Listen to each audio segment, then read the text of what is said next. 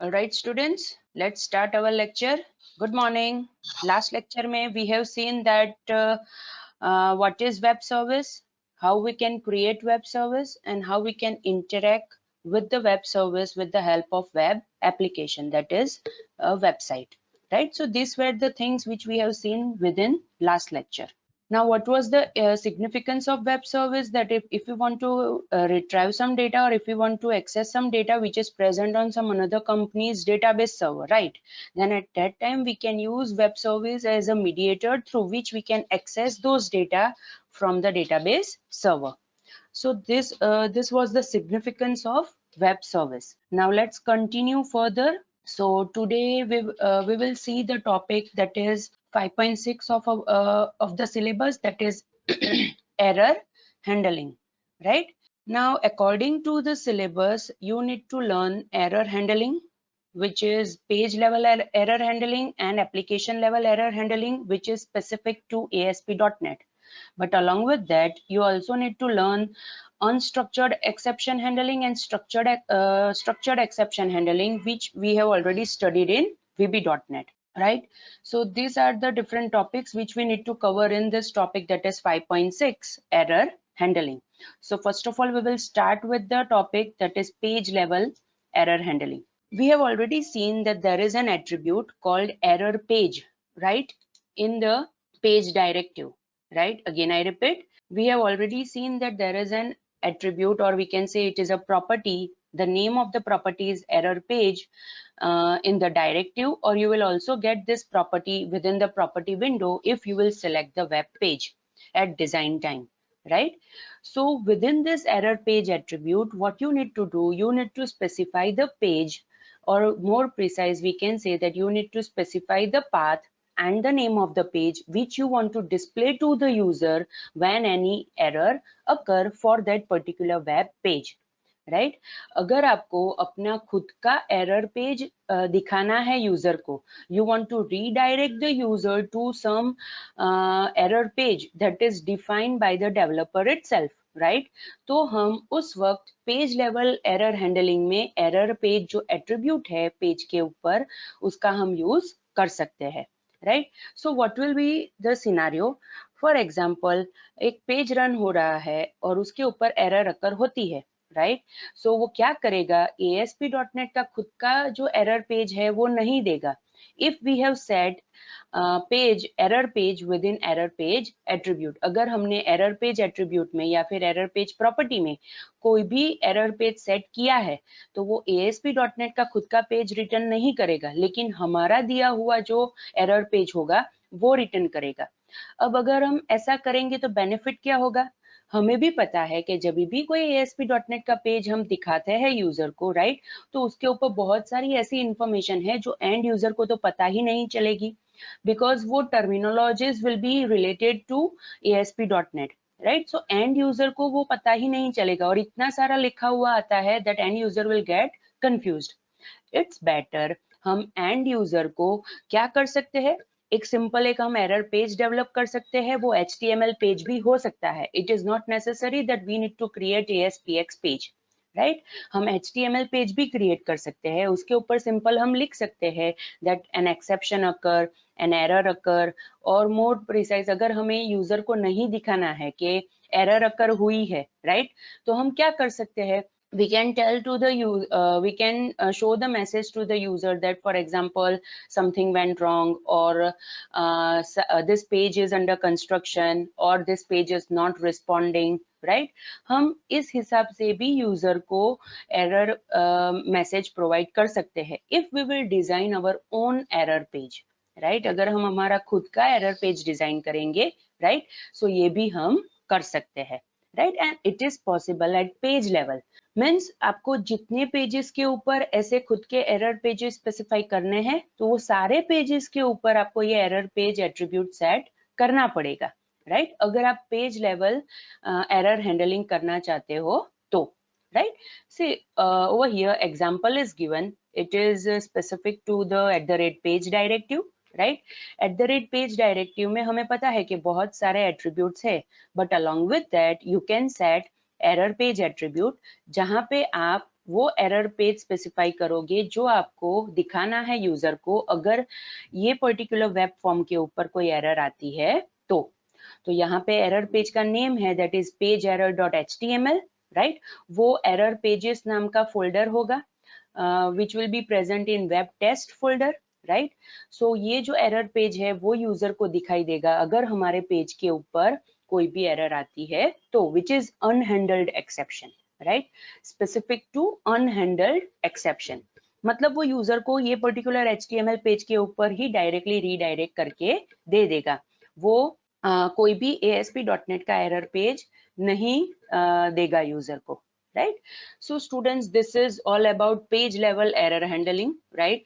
You need to consider that if you want to perform page level error handling, right, in ASP.NET, then you need to specify a value within error page property of the web page, or more precise, you can also specify error page attribute within @page directive to handle unhandled exception for a specific page, right?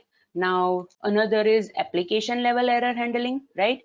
This thing we have also discussed at the time we have studied global.asex file, right? हमने जब global application class which is an application file for our ASP.NET website, right? और उसका name by default होता है global.asex, right?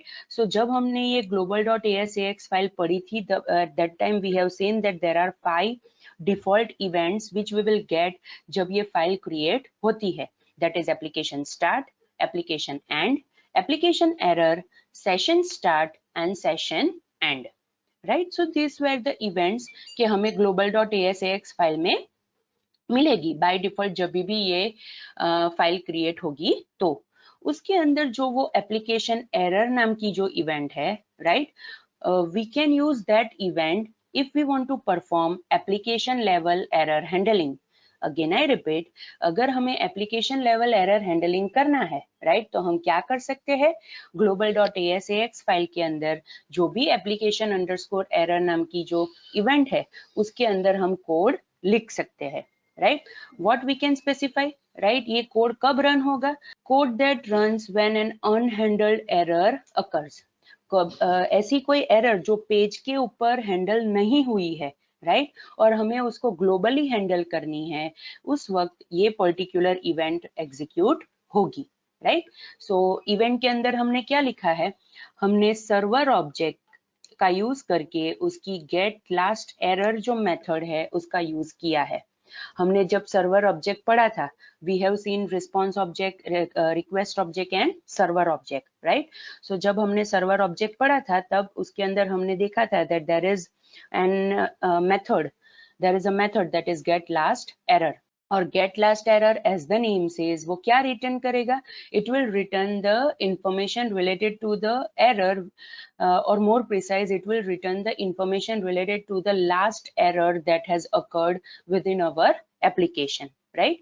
So वो last error की information return करेगा, वो information मैंने कहाँ पे store की, I have stored it in exe, और exe क्या है, it is an instance of exception class, right, मैंने एक्सेप्शन क्लास का, you can say it as a reference also, मैंने एक्सेप्शन क्लास का रेफरेंस क्रिएट किया है with the help of dim keyword, right, that is dim exe as exception, और उसके अंदर मैंने क्या स्टोर किया, सर्वर ऑब्जेक्ट की जो गेट लास्ट एरर मेथड है वो जो भी इंफॉर्मेशन एरर के लिए रिटर्न करेगी वो मैंने यहाँ पे इसके अंदर असाइन कर दिया।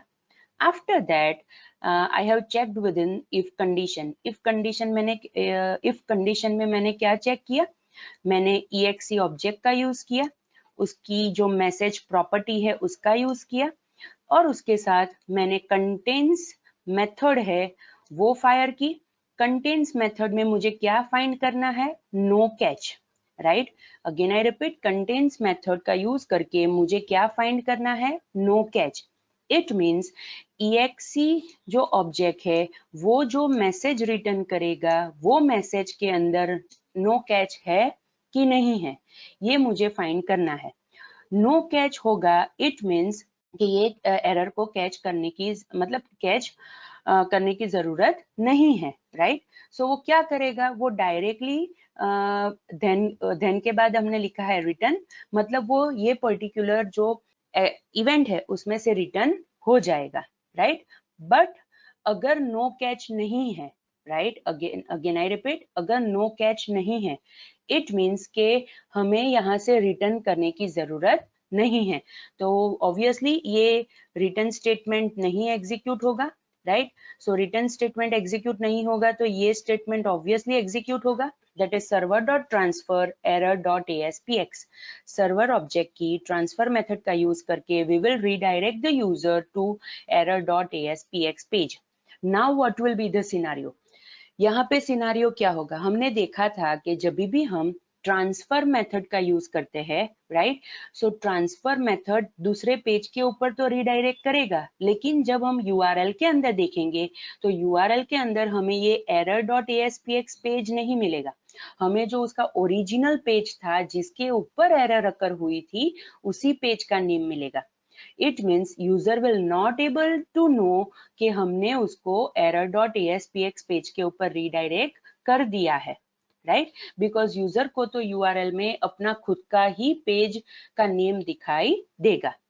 सो this is one important thing कि अगर हम सर्वर डॉट ट्रांसफर मेथड का यूज करते हैं, अगर ऐसे कोई एरर पेज के ऊपर रीडायरेक्ट करवाने के लिए, तो यूजर को नहीं पता चलेगा कि हमने उसको एरर पेज के ऊपर रीडायरेक्ट करवाया है, दो the error has occurred, right, because transfer method दूसरे पेज के ऊपर तो रीडायरेक्ट करता है, लेकिन हमें ओल्ड URL देता है, न्यू URL नहीं देता है, right. So this is the thing which we need to remember. अगर हमें application level error handling implement करना है, then we can implement that thing with the help of global.asax file. global.asax file के अंदर there is application underscore error event। वो event के अंदर हम कोड लिख सकते हैं। कोड के अंदर हम क्या करेंगे, जो लास्ट एरर अकर हुई है उसकी इंफॉर्मेशन गेट करेंगे, उसको एक एक्सेप्शन के रेफरेंस में सेट करेंगे, फिर हम चेक करेंगे कि वो पर्टिकुलर इंफॉर्मेशन के अंदर नो कैच है कि नहीं है, राइट, मतलब उसको कैच करने की जरूरत है कि नहीं है। अगर वो नो कैच लिखा हुआ है तो हम वहां से ही रिटर्न कर देंगे, लेकिन अगर नो कैच नहीं लिखा हुआ तो obviously we will redirect the user to some another error page, जिसके ऊपर हमारा जो मैसेज है एरर का वो यूजर को दिखाई देगा, right. So students, this is all about page level error handling and application level error handling. If I talk about page level error handling, तो हमें याद रखना है कि वो सिर्फ वो पर्टिकुलर पेज के लिए ही वर्क करेगा, पूरी एप्लीकेशन के लिए वर्क नहीं करेगा। इट मीन्स अगर आपके वेबसाइट के अंदर 20 वेब पेजेस है और उसमें से 15 वेब पेजेस के ऊपर आपको ऐसे एरर पेज सेट करना है, देन वो you need to set that error page on each and every page। अगर आप page level exception error handling का यूज करते हो तो मतलब ईच एंड एवरी पेज की एरर पेज प्रॉपर्टी के अंदर आपको वो एरर पेज सेट करना पड़ेगा, अगर आप page level exception handling use कर रहे हो तो, राइट। लेकिन अगर आप application level error handling use करते हो and if you want to handle if you want to catch unhandled exception, unhandled error, right, तो आप global.asax फाइल का यूज कर सकते हो, और global.asax फाइल के अंदर आपको एप्लीकेशन अंडरस्कोर एरर इवेंट मिलेगी, और वो इवेंट के अंदर आप अच्छी तरह से वो जो अनहैंडल्ड एरर थी वो आप हैंडल कर सकते हो। Only the thing is that unhandled error है, इट मीन्स कि वो एरर हैंडल नहीं होगी, but you can transfer the user to some specific error page के जिसके थ्रू हम यूजर को कोई मैसेज दे सकते हैं, right. So this is application level error handling कि जो आप एप्लीकेशन अंडरस्कोर एरर इवेंट से कर सकते हो। But if you want to do the same thing, right, with the help of web.config file, right, web.config file का use करके अगर आपको एरर पेज कस्टमाइज करना है, then that is also possible. आप web.config फाइल के अंदर डिफॉल्ट एरर पेज सेट कर सकते हो, आप ये भी सेट कर सकते हो कि वेदर आपको ASP.NET का पेज दिखाना है या फिर आपका खुद का पेज दिखाना है। आप web.config फाइल के अंदर तो according to the status code, means अगर रीडायरेक्शन की एरर है तो हम दूसरा पेज दिखा सकते हैं, अगर क्लाइंट पोर्ट पे एरर है तो हम उसके हिसाब से पेज दिखा सकते हैं, means according to the status code we can display the page to the user.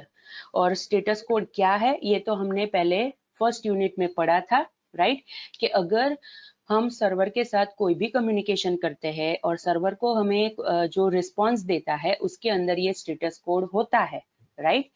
Means for example अगर 3 से स्टार्ट होता है then it is for redirection, 4 से स्टार्ट होता है then it is for client, port पे एरर है, 5 से स्टार्ट होता है then it is error on the server side, फिर 1 है, 2 है कि जिसके अंदर हम वो हमें इंफॉर्मेशन देगा कि कोई सक्सेस है कि नहीं है या फिर सिर्फ इंफॉर्मेशन हमें रिटर्न मिली है कि नहीं है, right. So this is the status code which we have already studied, उसका यूज हम यहाँ पे कर सकते हैं, right. So the thing is that अगर आपको एरर पेज को कस्टमाइज करना है और इस हिसाब से कस्टमाइज करना है कि एक ही जगह पे आप उसकी सारी प्रॉपर्टीज मतलब उसके लिए सारे सेटिंग्स कर दोगे तो पूरी वेब एप्लीकेशन में आप उसको यूज कर सकते हो. देन ऑब्वियसली वी नो कि अगर हमें ऐसी कोई भी चीज करनी है then we can do that thing within web.config file, right. web.config file के अंदर you will get custom errors tag. within web.config file you will get custom errors tag. और ये custom errors tag आपको कहाँ पे मिलेगा? system.web tag के अंदर. और system.web tag कहाँ पे मिलेगा? configuration tag के अंदर, राइट. मतलब web.config फाइल के अंदर configuration tag होगा, उसके अंदर आपको system.web tag मिलेगा और उसके अंदर you will get custom errors tag, right. और वो कस्टम एरर्स टैग के थ्रू आप सेट कर सकते हो, राइट, कि आपको किस हिसाब से ये पर्टिकुलर एरर को हैंडल करना है, right. So custom error tag has mode kind of attribute, right. Custom error tag के अंदर मोड नाम का एट्रीब्यूट है, राइट. मोड नाम के एट्रीब्यूट के अंदर you can set 3 different kinds of value, that is of, on and remote, right. अगर आप ऑफ सेट करते हो इट मीन्स आपको ASP.NET का डिफॉल्ट जो एरर पेज है वो आपको दिखाना है, राइट. अगेन आई रिपीट, जब आप मोड एट्रीब्यूट में ऑफ वैल्यू सेट करोगे means when error attribute is set to off ASP.NET uses its default error page. मतलब हमें जो डेवलपर को जो एरर पेज दिखाई देता है same page will be displayed to the user अगर हम कस्टम एरर टैग के अंदर जो मोड एट्रीब्यूट है उसके अंदर ऑफ वैल्यू सेट करते हैं, right. Now if we talk about on attribute, अगर हम ऑन रखेंगे then ASP.NET will use user defined custom error page instead of default error page, right. अगर हमने ऑन सेट किया है तो ASP.NET क्या करेगा? यूजर ने जो डिफाइन किया हुआ कस्टम एरर पेज है वो डिस्प्ले करेगा, खुद का जो डिफॉल्ट एरर पेज है वो डिस्प्ले नहीं करेगा, right. And the third one is remote, right. अगर हमने मोड एट्रीब्यूट के अंदर रिमोट वैल्यू सेट की है then what will happen? ASP.NET error page is shown only to the local users, right. Remote request will first check the configuration settings for custom error page or finally shows an IIS error. Means अगर हमने remote mode set किया है, right, तो ASP.NET error page किसको दिखाई देगा? सिर्फ local users को दिखाई देगा. लोकल यूजर्स मीन्स कि हम जहाँ पे डेवलपिंग कर रहे हैं वही हम वहाँ पे हमने हमारी वेबसाइट को रखा है. Means that particular user will known as local user, right. Remote मतलब अगर हमने हमारी वेबसाइट को सर्वर के ऊपर अपलोड किया है and we are accessing the website through some another computer, right, then that is known as remote.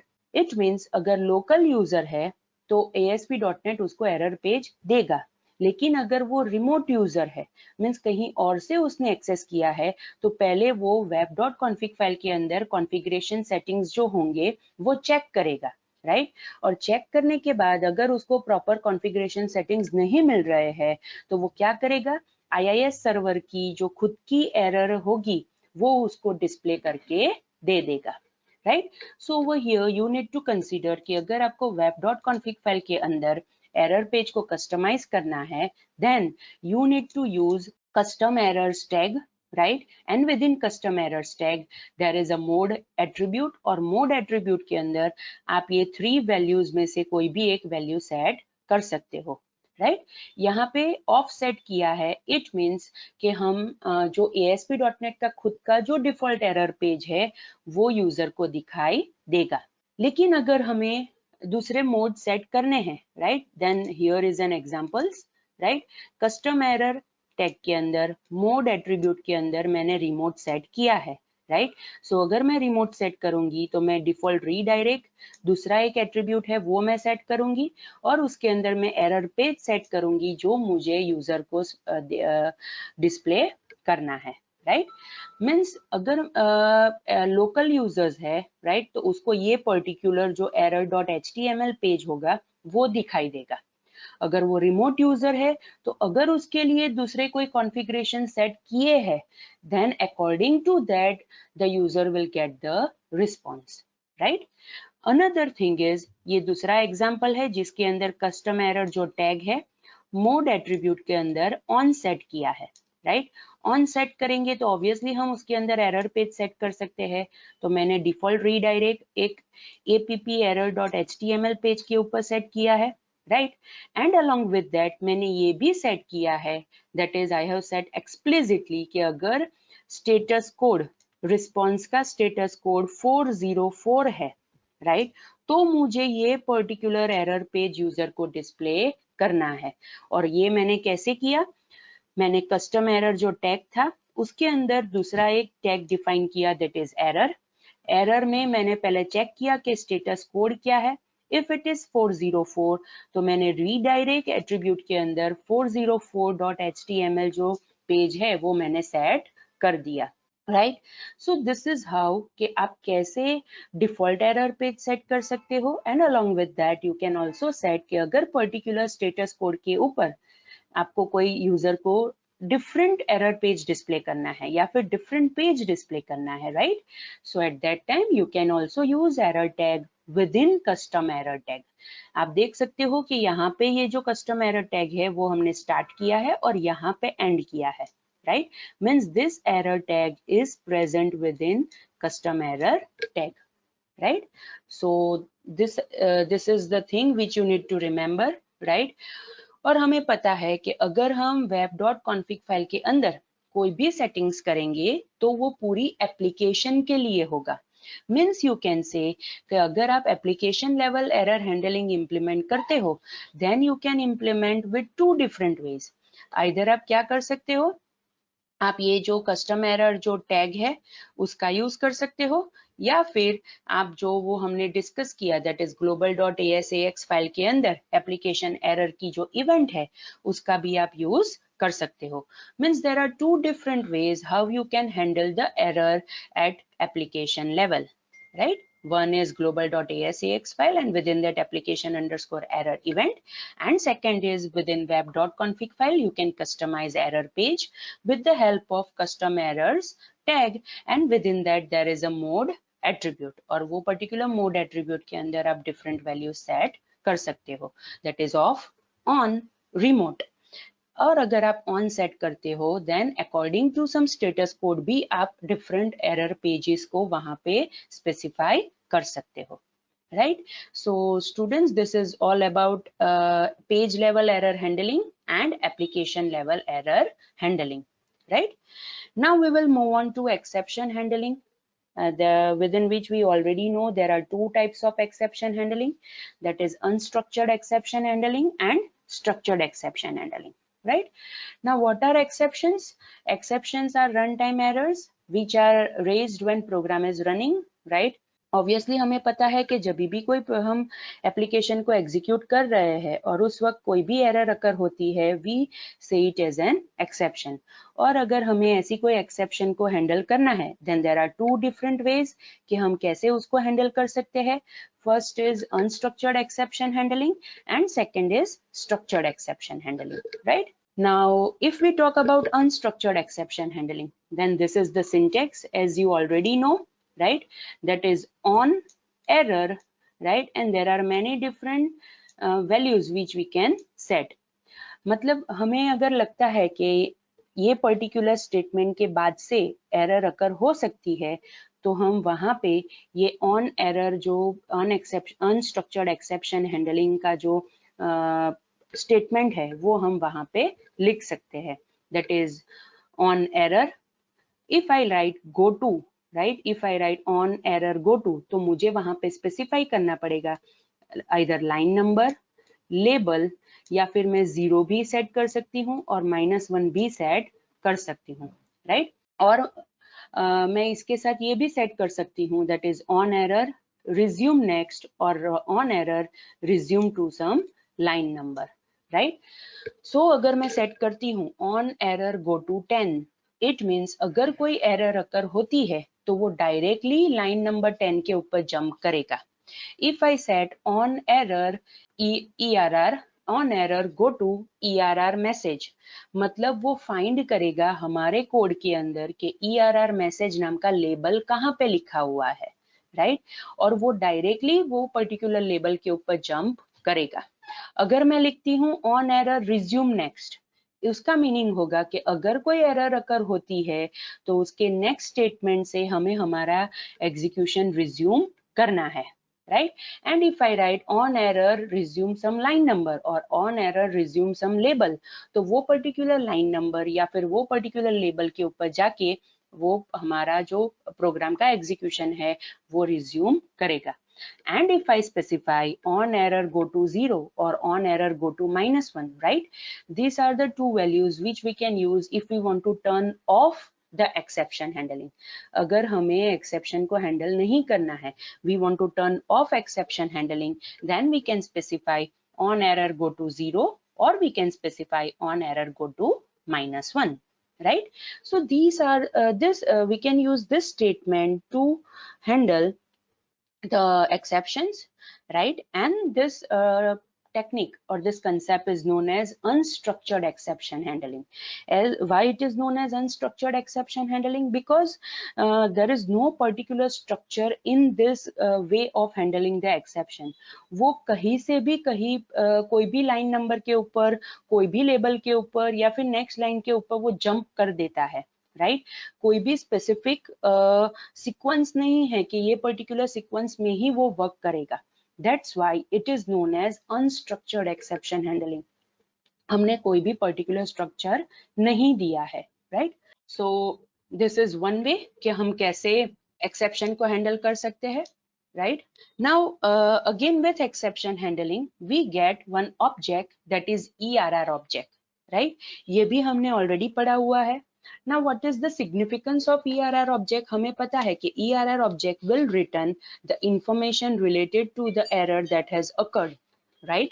Again I repeat, ERR object हमें क्या रिटर्न करेगा कि अगर कोई एरर अकर होती है देन ERR ऑब्जेक्ट के अंदर वो एरर रिलेटेड इंफॉर्मेशन हमें मिल जाएगी, ताकि हम वो पर्टिकुलर इंफॉर्मेशन को यूज करके हम एरर को हैंडल कर सकते हैं, right. Obviously as it is an object तो हमारे पास उसकी डिफरेंट काइंड्स ऑफ प्रॉपर्टीज भी होगी और उसकी मेथड्स भी होगी, right. If we talk about properties, तो प्रॉपर्टी के अंदर first property is number property. Number property क्या रिटर्न करेगा? ऑब्वियसली जो एरर अकर हुई है उसकी न्यूमेरिक वैल्यू वो रिटर्न करेगा जो पहले से प्री डिफाइन है, राइट. कि अगर for example divide by 0 error अकर होती है तो नंबर के अंदर हमें 11 मिलेगा, right. Means if you want to identify the error with the help of numeric value तो हम ये नंबर प्रॉपर्टी का यूज कर सकते हैं. Another is description. Obviously description के अंदर क्या होगा, जो भी एरर अकर हुई है उसके लिए जो डिस्क्रिप्टिव स्ट्रिंग है मतलब उसका जो मैसेज है वो हमें अगर चाहिए तो हम डिस्क्रिप्शन प्रॉपर्टी का यूज कर सकते हैं, right. Another is ERL. ERL क्या रिटर्न करेगा? It will return the line number of the last statement that has been executed, right. Again I repeat, ERL क्या रिटर्न करेगा? It will return the line number of the last statement that has been executed.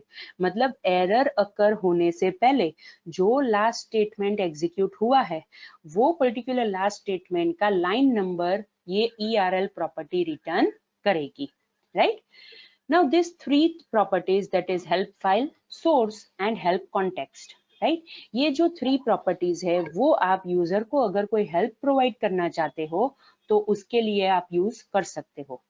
For example, अगर आपको एक help file specify करनी है, right, तो help file property के अंदर आपको पाथ और फाइल नेम स्पेसिफाई करना पड़ेगा कि आपको कौन सी फाइल यूज करनी है, राइट। सोर्स के अंदर ऑब्वियसली क्या होगा, it will specify the name of an object और an application that originated the error, मतलब एरर कहाँ से ओरिजिनेट हुई है उसके रिलेटेड, वो ऑब्जेक्ट के रिलेटेड या फिर वो एप्लीकेशन के रिलेटेड अगर आपको कोई इंफॉर्मेशन चाहिए, right, then you can get those information from source property, right?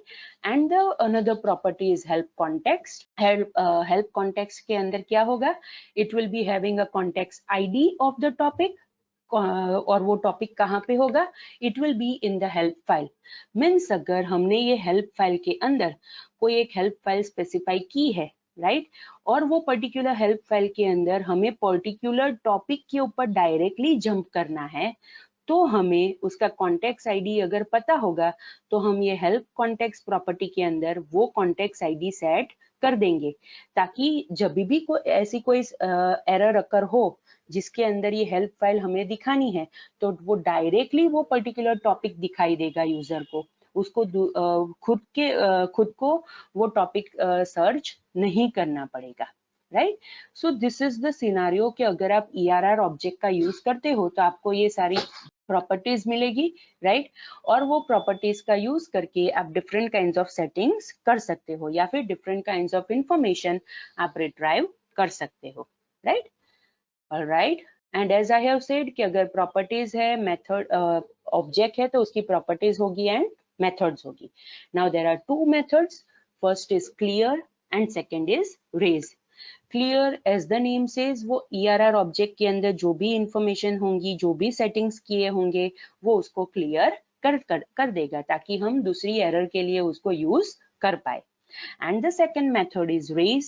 It means if we want to raise error explicitly, right, हमें explicitly कोई error raise करनी है with the help of ERR object, then we can use this raise method.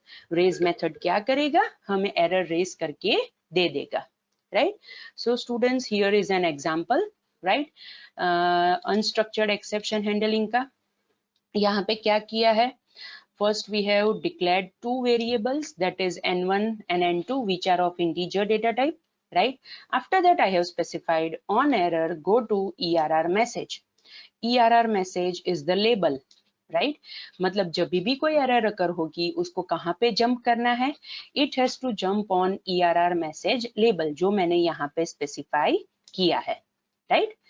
Alright, फिर मैंने क्या किया, मैंने n1 के अंदर 12 वैल्यू सेट की और n2 के अंदर 0 वैल्यू सेट की, and I have used mode operation, that is modulus operation, and I have written the statement that is txtres, that is the name of the text box, is equal to n1 mod n2. Obviously यहाँ पे denominator 0 है, that is n2 की value 0 है, so वो error raise करेगा, right.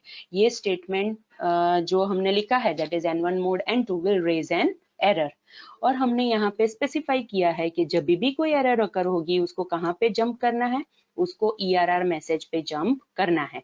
तो जैसे ही यहाँ पे एरर अकर हुई वो डायरेक्टली यहाँ पे जंप करेगा, राइट। जंप करने के बाद उसको क्या मिलता है, उसे मैसेज बॉक्स में एरर नंबर और डिस्क्रिप्शन डिस्प्ले करना है, राइट। सो एरर नंबर और डिस्क्रिप्शन डिस्प्ले करने के बाद we have written the statement that is resume next, या फिर हम इस रिज्यूम नेक्स्ट अगर हमें नहीं लिखना है then we can also use resume ERR message 1, because मैंने यहाँ पे ERR मैसेज 1 नाम का लेबल भी डिक्लेयर किया है, राइट। सो रिज्यूम नेक्स्ट का मीनिंग भी यही होगा, बिकॉज ये एग्जाम्पल में I am talking only about this example, right. ये एग्जाम्पल में सिनारियो क्या है कि ये स्टेटमेंट के ऊपर एरर अकर होती है, राइट, और उसके डायरेक्टली बाद वाले स्टेटमेंट में हमने लेबल डिक्लेयर किया है। दैट्स वाई ये दोनों स्टेटमेंट में से अगर मैं कोई भी एक स्टेटमेंट यूज करूंगी it will be have a same meaning, ये एग्जाम्पल की मैं बात कर रही हूँ, right. So the thing is that यहाँ पे अगर मैंने लिखा है रिज्यूम ERR मैसेज 1, तो ये यहाँ पे जंप कर देगा, that is ERR message 1 label के ऊपर वो जंप करेगा। हमने उसके अंदर क्या सेट किया है, that is on error go to 0। मैंने आपको पहले भी समझाया कि जब भी हम 0 वैल्यू का यूज करेंगे वो एरर हैंडलिंग को टर्न ऑफ कर देगा, राइट। और उसके बाद मैंने यूजर को एक मैसेज डिस्प्ले किया, that is program completed, right. और ऑब्वियसली अब मुझे फिर से ये सारी चीजें एग्जीक्यूट नहीं करनी है, तो मुझे ये पर्टिकुलर जो सब रूटीन है वहां से मुझे एग्जिट कर देना पड़ेगा। That's why I have specified over here that is exit सब, राइट। सो जब भी ये पर्टिकुलर इवेंट एग्जीक्यूट होगी, बटन की क्लिक इवेंट एग्जीक्यूट होगी, तो पहले तो वो मॉड्यूलस ऑपरेशन करने जाएगा। ऑपरेशन में ऑब्वियसली एरर आएगी बिकॉज N2 की वैल्यू 0 है, तो वो जंप करेगा ERR मैसेज 1 लेबल के ऊपर, वो उसे एरर नंबर और डिस्क्रिप्शन दिखाई देगा यूजर को, और उसके बाद वो एक्सेप्शन एरर हैंडलिंग को टर्न ऑफ करेगा। टर्न ऑफ करने के बाद वो फिर से एक मैसेज डिस्प्ले करेगा, दैट इज प्रोग्राम कंप्लीटेड, और उसके बाद ये पर्टिकुलर इवेंट में से वो एग्जिट कर देगा, right. So this is how कि अनस्ट्रक्चर्ड एक्सेप्शन हैंडलिंग वर्क करता है। अगर आप देखोगे तो वो एक जगह से दूसरी जगह पे ऊपर जंप करता है, एक पर्टिकुलर सीक्वेंस फॉलो नहीं करता है। That's why this type of exception handling is known as unstructured exception handling, right? All right. Now the second is structured exception handling, right? Again, as the name says, वो एक particular structure के अंदर या फिर एक particular structure का use करके या फिर एक particular block का use करके वो exception handle करके हमें दे देगा। And if we want to implement structured exception handling, तो हम क्या use कर सकते हैं? We can use try catch finally block. Again, I repeat, we can use try catch finally block. Now what is try block? Try block के अंदर हम ऐसे स्टेटमेंट्स लिखेंगे जो एक्सेप्शन रेज कर सकते हैं। Again I repeat, try block में हम ऐसे स्टेटमेंट्स लिखेंगे जो एक्सेप्शन हैंडलिंग मतलब एक्सेप्शन रेज कर सकते हैं, right? And if we want to handle those exception, or more precise, if I want to catch those exception, तो उसके लिए मैं मल्टीपल कैच ब्लॉक का यूज कर सकती हूँ, राइट। मल्टीपल कैच ब्लॉक्स इसलिए पॉसिबल है बिकॉज मे बी पॉसिबल कि जो हमने ट्राई ब्लॉक में स्टेटमेंट्स लिखे हैं वो सिर्फ एक एक्सेप्शन रेज नहीं करेगा, right. It may be possible कि वो मोर देन वन एक्सेप्शन भी उसके अंदर डिफरेंट काइंड्स ऑफ एक्सेप्शन भी रेज हो सकती है। That's why we can use multiple catch block also, right. और वो कैच ब्लॉक के अंदर हमें पहले एक्सेप्शन क्लास का ऑब्जेक्ट क्रिएट करना पड़ेगा, उस हिसाब से भी हम एक्सेप्शन को कैच कर सकते हैं, या फिर हम फिल्टर लगा सकते हैं with the help of where when clause, right. Again I repeat, या फिर हम यहाँ पे फिल्टर लगा सकते हैं with the help of when clause, right. और अगर हम व्हेन क्लॉज का यूज करेंगे तो हमें वहां पे कोई एक्सप्रेशन देना पड़ेगा। फॉर एग्जाम्पल, अगर मुझे ऐसा करना है कि ERR.number इज इक्वल टू 11, ये जो कैच ब्लॉक है तभी एग्जीक्यूट होना चाहिए कि अगर एरर नंबर क्या है 11, तो मैं ये व्हेन क्लॉज का यूज कर सकती हूँ। I can write catch when ERR.number is equal to 11, मतलब ऐसी कोई एक्सेप्शन अगर होती है जिसका एक्सेप्शन नंबर 11 है तो ये पर्टिकुलर कैच ब्लॉक एग्जीक्यूट होगा, राइट। उसके अंदर हम एग्जिट ट्राई भी यूज कर सकते हैं, right. And by the end it is finally block, right? Finally block कब execute होगा? Either error occurs or not, either exception is raised or not, finally block will be executed, right? मतलब exception occur होती है कि नहीं होती है, finally block दोनों cases में execute होगा अगर आपने वो finally block लिखा हुआ है तो, because it is an optional block, right. Means हम फाइनली ब्लॉक में ऐसे स्टेटमेंट्स लिख सकते हैं कि दोनों सिनारियो में हमें एग्जीक्यूट करने हैं। Let's take an example of connection, right. हम डेटाबेस के साथ फॉर एग्जांपल ट्राई ब्लॉक के अंदर मैंने कनेक्शन ओपन किया है, राइट। अब कोई एक्सेप्शन अकर होती है तो ऑब्वियसली वो वहां से जंप कर देगा, डायरेक्ट वो कैच ब्लॉक फाइंड करेगा, राइट। और वो कैच ब्लॉक के साथ साथ वो एक्सेप्शन को कैच तो कर लेगा, मगर हमारा जो कनेक्शन है वो अभी भी ओपन है, क्लोज नहीं हुआ है, राइट। सो फाइनली ब्लॉक में हम क्या कर सकते हैं, फाइनली ब्लॉक में हम उसको क्लोज कर सकते हैं, बिकॉज फाइनली ब्लॉक दोनों केसेस में एग्जीक्यूट होगा, that is whether the exception is raised और नॉट। फाइनली ब्लॉक के अंदर जो भी स्टेटमेंट्स हम लिखेंगे वो सारे स्टेटमेंट्स एग्जीक्यूट होंगे, राइट। सो ऐसे केसेस के अंदर आप ये फाइनली ब्लॉक का यूज कर सकते हो, right. Alright, so here is an example, right. Example के अंदर first of all we have declared 3 variables, that is n1 n2 n3, all 3 are of integer data type, right. Then within try block n1 को मैंने 12 से initialise कर दिया, n2 के अंदर मैंने 0 असाइन किया है, and then I have written the statement which will perform modulus operation. Again the same scenario, यहाँ पे n2 0 है, दैट इज डिनोमिनेटर 0 है, तो वो एक्सेप्शन रेज करेगा, राइट। एक्सेप्शन रेज होगी ये स्टेटमेंट के ऊपर, और वो जंप करेगा कैच ब्लॉक के अंदर, राइट। कैच ब्लॉक के अंदर जंप करेगा, वो क्या डिस्प्ले करेगा, दैट इज EX, जो हमने यहाँ पे एक्सेप्शन क्लास का जो रेफरेंस क्रिएट किया है उसका यूज करके, उसकी मैसेज प्रॉपर्टी का यूज करके वो पर्टिकुलर एक्सेप्शन का जो डिस्क्रिप्शन है वो हमें डिस्प्ले करेगा। I can use either message property or I can also use toString method. There are two different ways, right? अगर आप ex.message लिखते हो तो message property के अंदर जो description होगा वो display करेगा, और if you are writing ex.toString तो भी वो particular जो description होगा वो आपको display करके दे देगा। एंड फाइनली ब्लॉक के अंदर हमने मैसेज डिस्प्ले किया है, दैट इज एग्जीक्यूशन कंप्लीटेड। मतलब एरर अकर होती है तो पहले एरर मैसेज आएगा और उसके बाद वो एग्जीक्यूशन कंप्लीटेड का मैसेज आएगा, और एरर अकर नहीं होती है देन टू एग्जीक्यूशन कंप्लीटेड का मैसेज यूजर को डिस्प्ले होगा, right. So this is a small example कि आप कैसे ट्राई कैच फाइनली ब्लॉक का यूज कर सकते हो, राइट। नाउ आप अब हमने देखा कि आप एग्जिट ट्राई का भी यूज कर सकते हो, हमने यहाँ पे ऑलरेडी देखा सिंटेक्स के अंदर, राइट।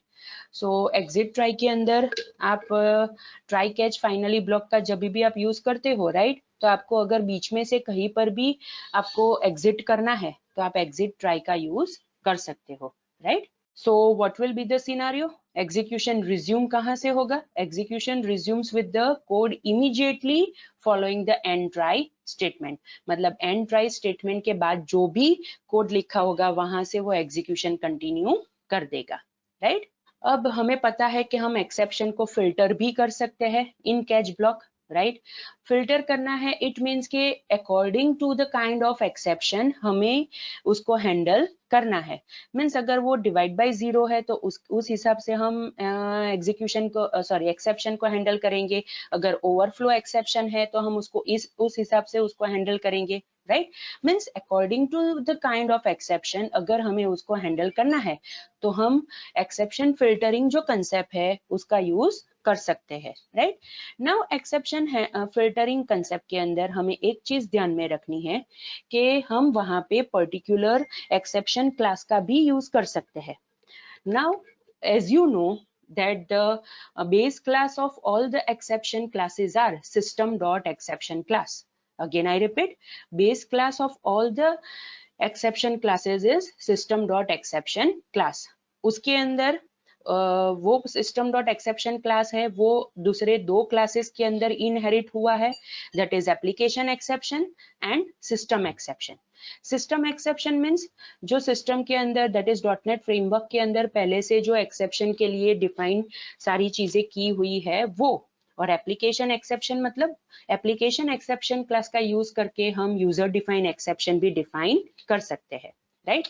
अगर वो सिस्टम एक्सेप्शन क्लास है तो उसके अंदर दूसरे सारे क्लासेस होंगे, that is for example, right, that is arithmetic exception, overflow exception, right. So system exception के अंदर बहुत सारे दूसरे derived classes होंगे जिसका हम यहाँ पे filtering के वक्त use कर सकते हैं, right.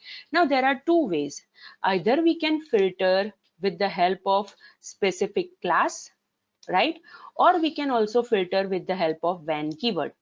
अगेन आई रिपीट, हम स्पेसिफिक क्लास का यूज करके भी हम एक्सेप्शन को फिल्टर कर सकते हैं, और we can also use when clause. और ये दोनों चीज हमने ऑलरेडी VB.NET में पढ़ी हुई थी, राइट। अगर हम स्पेसिफिक क्लासेस की बात करें तो हमें क्या करना पड़ेगा, वहां पे हमें मल्टीपल कैच ब्लॉक लिखने पड़ेंगे, और उसके अंदर according to the class of the exception हम वहां पे स्पेसिफाई कर सकते हैं। For example we can specify catch EX as overflow exception, एक ब्लॉक में ये भी लिख सकती हूँ। दूसरा ब्लॉक में लिख सकती हूँ catch EX1 as divide by 0 exception, right. मतलब मैं स्पेसिफिक जो एक्सेप्शन के क्लासेस है उसका यूज करके यहाँ पे फिल्टरिंग कर सकती हूँ।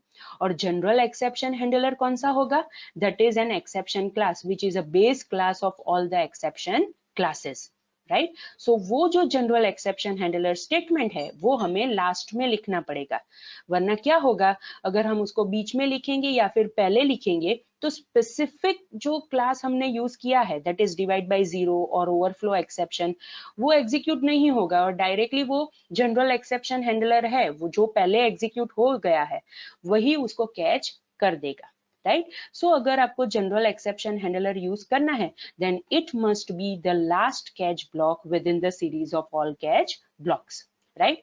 और दूसरा हम when कीवर्ड का भी यूज कर सकते हैं, वो तो मैंने सिंटेक्स के वक्त ही मैंने आपको बताया कि अगर आपको इस हिसाब से लिखना है that is catch when err.number is equal to 11, मतलब अगर एरर नंबर 11 है, ऐसी कोई एरर अगर होती है तो ये पर्टिकुलर कैच ब्लॉक एग्जीक्यूट होगा, राइट। मतलब कैच ब्लॉक के अंदर आप क्या कर सकते हो, आप वहां पे कोई भी स्पेसिफिक एक्सप्रेशन दे सकते हो, राइट, और कंडीशन चेक कर सकते हो। नाउ अनदर थिंग इज कि आप एक्सेप्शन हैंडलिंग के अंदर खुद की एक्सेप्शन अगर आपको बनानी है वो भी आप बना सकते हो, या फिर आप कोई एक्सेप्शन एक्सप्लिसिटली थ्रो भी कर सकते हो, राइट। और अगर आपको कोई एक्सेप्शन एक्सप्लिसिटली थ्रो करनी है then you can use throw keyword, again I repeat, then you can use throw keyword, right. Throw के साथ साथ आप क्या करोगे, वो पर्टिकुलर एक्सेप्शन का क्लास यूज करोगे कि जिसको आपको थ्रो करना है, right. So what we will specify within try block, we will write throw new overflow exception, right. और बाद में हम कैच ब्लॉक लिखेंगे, और कैच ब्लॉक के अंदर हम यूजर को मैसेज स्पेसिफाई कर देंगे, right, and then we will write and try. मतलब ट्राई ब्लॉक के अंदर जो ओवरफ्लो एक्सेप्शन हमने थ्रो की है वो ये कैच ब्लॉक उसको हैंडल करेगा और उसके हिसाब से वो मैसेज डिस्प्ले करके दे देगा, right. Means here we need to consider is कि अगर हमें कोई भी एक्सेप्शन एक्सप्लिसिटली थ्रो करनी है तो हमें थ्रो कीवर्ड का यूज करना पड़ेगा, right. All right. Now, if we want to throw custom exception, more precise, we can also say it as a user-defined exception, right? And if you want to throw custom exception, then you can use application exception class. Again, I repeat, अगर आपको खुद की कोई exception create करके उसको throw करना है, then you can use application exception class to throw custom exception. Right. So here is an example, हमने क्या किया, ट्राई ब्लॉक के अंदर थ्रो कीवर्ड का यूज किया, ऑब्वियसली न्यू यूज करेंगे बिकॉज हमें उसका ऑब्जेक्ट क्रिएट करना पड़ेगा, एप्लीकेशन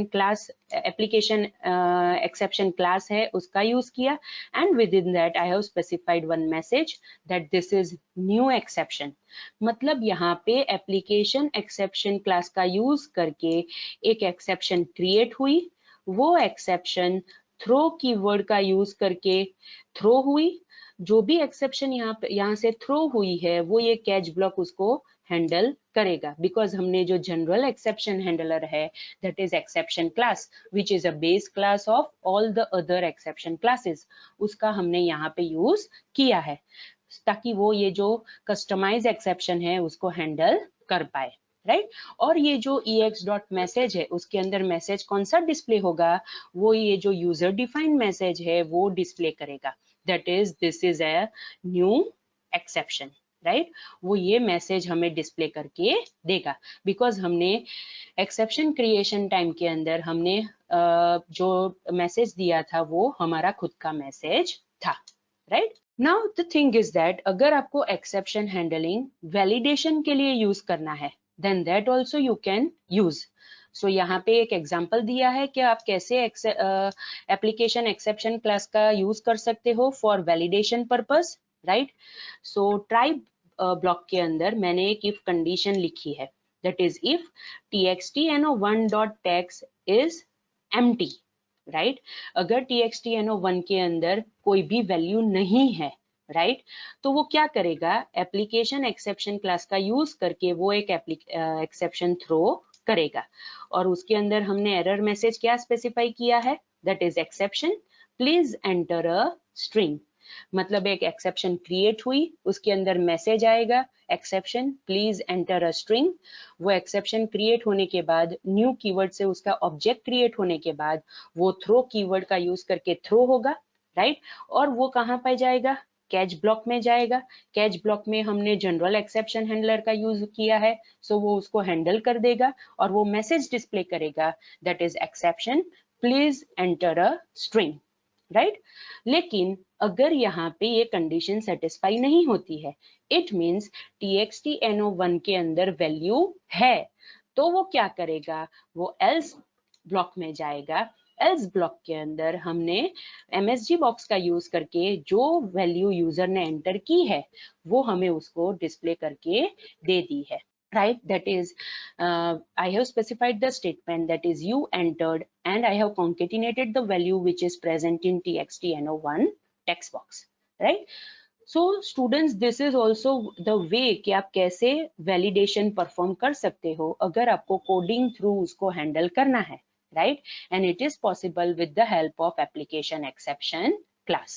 So हमें यहाँ पे याद रखना है कि अगर हमें validation perform करना है, then we can also do that thing with the help of application exception class. Because application exception class is used to create customize exception, user define exception, और हम उसके अंदर कोई भी मैसेज स्पेसिफाई कर सकते हैं। Alright students, so this is all about the topic that is error handling, which is 5.6 of your syllabus, right? और हमने उसके अंदर कौन कौन सी चीज देखी, हमने एरर हैंडलिंग के अंदर page level error handling, application level error handling, वो दोनों चीज देखी, right. Then unstructured exception handling और अनस्ट्रक्चर्ड एरर हैंडलिंग, उसके बाद हमने देखा स्ट्रक्चर्ड एक्सेप्शन हैंडलिंग, राइट। और this is an error handling in database, ऐसा स्पेसिफिक कोई भी टॉपिक नहीं है, मैंने आपको पहले भी बताया था, राइट। सो अगर हमें डेटाबेस के अंदर एक्सेप्शन हैंडल करनी है, मतलब डेटाबेस के लिए एक्सेप्शन हैंडल करनी है, तो हम जब भी कनेक्शन और कमांड डेटा एडाप्टर वो सारी चीजें हम यूज करते हैं, उस वक्त हम ट्राई कैच ब्लॉक यूज कर सकते हैं, राइट। सो हम database related, database interaction related भी हम एक्सेप्शन हैंडल कर पाएंगे, right. And that we have already seen in examples, right students? So this is the end of the topic, that is 5.6 error handling.